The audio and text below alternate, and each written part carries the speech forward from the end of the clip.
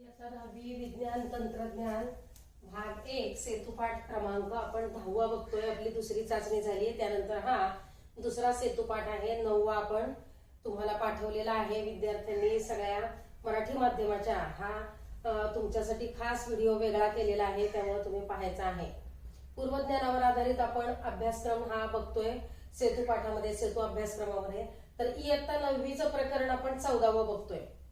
इयत्ता 10वीतल्या विद्यार्थ्यांनी पाहायचंय इयत्ता 9वीचं प्रकरण 14वं. आता प्रकरणाचं नाव काय दिलेलं आहे तुम्हाला? पदार्थ आपल्या वापरातील. बरोबर आहे. तर त्याच्यामध्ये आपल्याला अनेक मुद्दे आहेत ते पाहायचे आहेत. एक साइड बाय साइड एक झाले की एक बघायचे आहेत.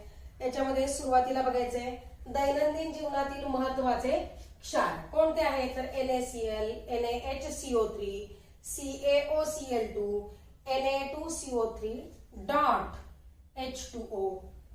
हे काही दैनंदिन जीवनातले महत्वाचे क्षार बघायचे आपल्याला. त्याच्यानंतर किरणोत्सारी पदार्थ कोणते, त्यांची वैशिष्ट्य, उपयोग आणि काही रासायनिक पदार्थ. हे असं 14व्या प्रकरणाबद्दल आपल्याला थोडक्यात माहिती यामध्ये पाहायची आहे. पुस्तकाचा वापर करायचा आहे, पुस्तकाचं वाचन करायचंय, म्हणजे तुम्हाला हे सगळे मुद्दे समजतील. पहिल्यांदा मुद्दा कोणता बघणार आहे? दैनंदिन जीवनातील महत्वाचे क्षार. आता क्षार म्हणजे काय सुरुवातीला बघूया. ज्या आयनिक संयुगामध्ये H+ आणि OH- आयन नसतात, तसेच एकाच प्रकारचे धन आयन व ऋण आयन असतात, त्यांना सामान्य क्षार असे म्हणतात. याच्यामध्ये उदाहरण द्यायचं झालं तर काय? Na2SO4, CaCl2, कॅल्शियम क्लोराईड आणि सोडियम सल्फेट अशी उदाहरणं आपल्याला सांगता येतील. समुद्राच्या पाण्यात असणारे क्षार कोणते? तर सोडियम क्लोराईड तुम्हाला माहितीच आहे, मॅग्नेशियम क्लोराईड आहे, मॅग्नेशियम सल्फेट आहे, पोटॅशियम क्लोराईड आहे, कॅल्शियम कार्बोनेट आहे. अशी अनेक उदाहरणं आपल्याला या ठिकाणी देता येतील. मग या क्षारांबरोबर रोजच्या जीवनात आपण इतरही क्षार वापरतो, त्याबद्दलची आपण माहिती बघायची आहे. मग आता काय काय बघतोय आपण? आपल्या दैनंदिन जीवनात आपण वापरतो तो म्हणजे पहिला महत्वाचा भाग NaCl. त्याला आपण काय म्हणतो? Sodium chloride. सोडियम क्लोराईड त्याला आपण काय म्हणतो? कॉमन सॉल्ट, म्हणजे खाण्याचे मीठ. दैनंदिन वापरामध्ये आपण जे पाहतो ते मीठ. बरोबर आहे. अन्नाचा खारटपणा किंवा खारट चव देणारे हे मीठ आपल्याला सर्वाधिक वापरामध्ये पाहायला मिळते. याला काय म्हणतात? रासायनिक नाव त्याचं काय आहे? Sodium chloride. आता याचे गुणधर्म, उपयोग जर घ्यायचे झाले तर काय आहे? रंगहीन आहे, स्फटिकी आहे. त्याच्यानंतर स्फटिकी रचनेमध्ये स्फटिक जल नाही. ज्या ठिकाणी तुम्हाला डॉट H2O दिलेलं आहे बघा या ठिकाणी, बरोबर आहे. याच्यामध्ये स्फटिक जल आहे. त्याला काय नाव दिलेलं आहे? Na2CO3 म्हणजे काय? वॉशिंग सोडा, म्हणजे धुण्याचा सोडा. याच्यामध्ये स्फटिक जल आहे, मात्र NaCl मध्ये स्फटिक जल नाही. उदासीन क्षार आहे, चवीला खारट आहे. बरोबर आहे. Na2CO3, NaHCO3 म्हणजे सोडियम कार्बोनेट, सोडियम बायकार्बोनेट याच्या म्हणजे खाण्याचा सोडा, धुण्याचा सोडा याच्या निर्मितीमध्ये याचा वापर केला जातो. उच्च तापमानाला जर तापवलं मीठ, म्हणजे साधारण 800°C तापमानाला तापवलं तर याची तुम्हाला सम्मिलित अवस्था पाहायला मिळते. आणि सम्मिलित मिठाचं जर विद्युत अपघटन केलं तर धनाग्राजवळ क्लोरीन वायू आणि ऋणाग्राजवळ द्रवरूप सोडियम धातू मुक्त होतो. हे झाले त्याचे गुणधर्म आणि काही उपयोग. याच्यानंतरचा आपल्याला पुढचा मुद्दा बघायचा आहे तो म्हणजे सोडियम बायकार्बोनेट. याला आपण NaHCO3 असं म्हणतो. Sodium bicarbonate. Sodium bicarbonate NaHCO3. आता काय आहे सोडियम बायकार्बोनेट NaHCO3? लक्षात येणार नाही. खाण्याचा सोडा म्हटलं की लगेच लक्षात येईल. मग तुम्हाला लक्षात येईल त्याचे गुणधर्म आणि उपयोग काय असतील. याचा उपयोग केक, ढोकळा बनवण्यासाठी केला जातो. आम्लधर्मी पदार्थ असल्यामुळे याचा उपयोग पोटातील आम्लता कमी करण्यासाठी, ऍसिडिटी झाली असेल तर याचा खाण्याच्या सोड्याचा वापर केला जातो. अग्निशामक यंत्रामध्ये CO2 तयार करण्यासाठी सुद्धा NaHCO3 वापरला जातो. ओव्हन स्वच्छ करण्यासाठी सुद्धा याचा उपयोग होतो. बघा, NaHCO3 ची ओल्या लिटमस बरोबर जर अभिक्रिया केली तर लाल लिटमस निळा होतो. म्हणजेच हा कसा आहे तर आम्लारी धर्मी आहे, म्हणूनच आम्लता कमी करण्यासाठी याचा वापर केला जातो. अशा पद्धतीने याचे आपण सोडियम बायकार्बोनेटचे गुणधर्म बघितले. त्याच्यानंतरचा पुढचा मुद्दा जो दिलेला आहे CaOCl2 विरंजक चूर्ण. विरंजक चूर्ण त्यालाच काय म्हणतो आपण ब्लिचिंग पावडर. रासायनिक नाव काय आहे त्याचं कॅल्शियम ऑक्सीक्लोराइड. आता हे विरंजक चूर्ण कुठं कुठं वापरलं जातंय बघा. पिवळसर रंगाचं पांढरट पिवळसर रंगाचं आहे स्थायू पदार्थ आहे. त्याच्यानंतर मोठ्या प्रमाणात याला क्लोरीनचा वास येतो. पाण्याचं निर्जंतुकीकरण करण्यासाठी वापरला जातो. कपड्याचं विरंजन करण्यासाठी याचा वापर होतो. बरोबर आहे. रस्त्याच्या कडेला कचऱ्याचे ढीग असे पडले असतील तर त्या ठिकाणी त्याचं निर्जंतुकीकरण म्हणून याचा वापर केला जातो. अशा पद्धतीने आपल्याला विरंजक चूर्ण म्हणजेच ब्लिचिंग पावडर वापरता येते. पुढचा जो मुद्दा बघणार आहे आपण तो म्हणजे वॉशिंग सोडा, ज्याला काय म्हटलंय Na2CO3.H2O. आता तुम्ही म्हणताल .H2O न लिहिता इथं जर .10H2O असं जर म्हटलं तर तुमच्या लक्षात येईल हा धुण्याचा सोडा कसा आहे तर स्फटिक जल. बरोबर आहे. याच्यामध्ये काय आहे स्फटिक जल. स्फटिकी पदार्थ आहेच प्लस याच्यामध्ये काय आहे स्फटिक जल.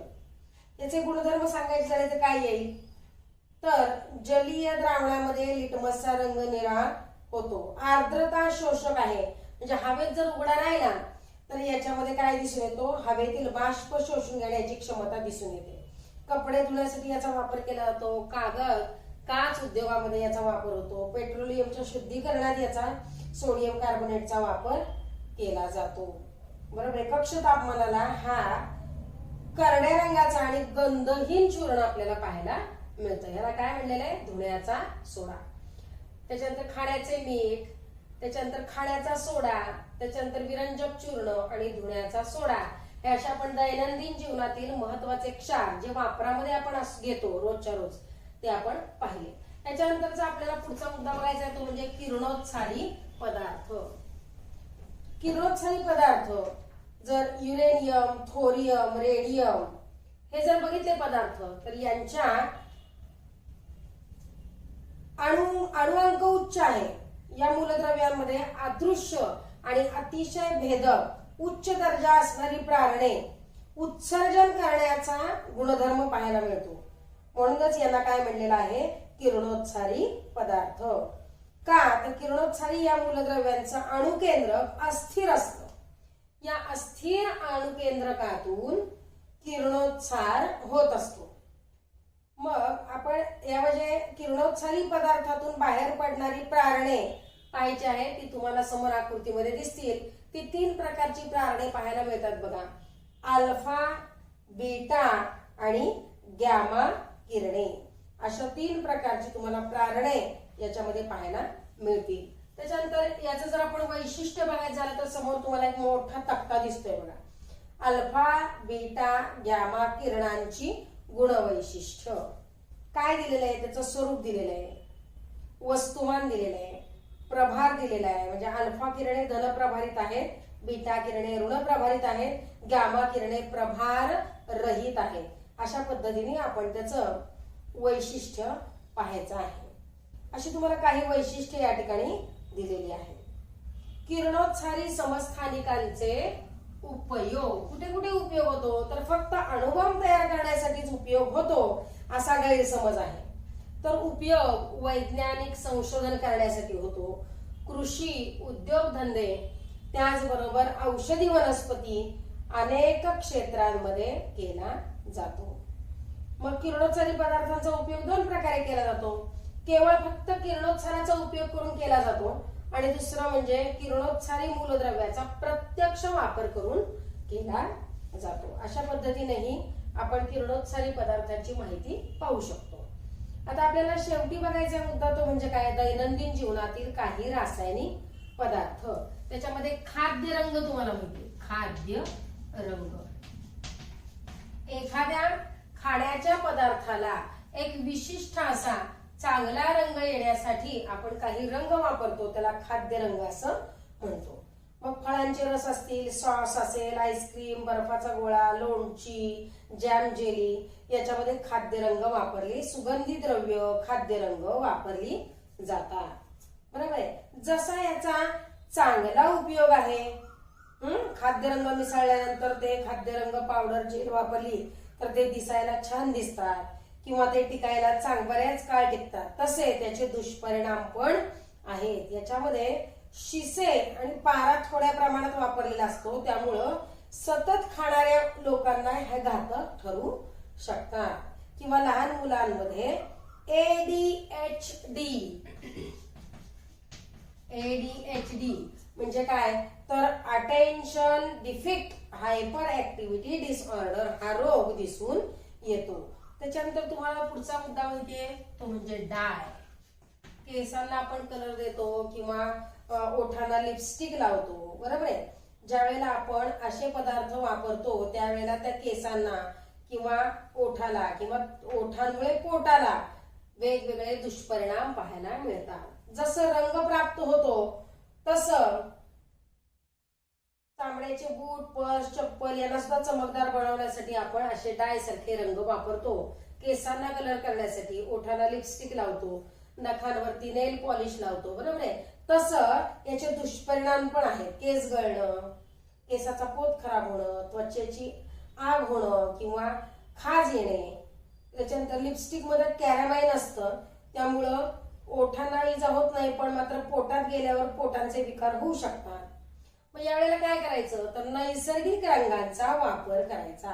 मग नैसर्गिक डाय बनवण्यासाठी काय करायचंय, वनस्पतींची मुळं, पानं, फुलं, साल, फळे, बिया, केशर अशा पदार्थांचा वापर करून आपण नैसर्गिक डाय तयार करायचे आहे.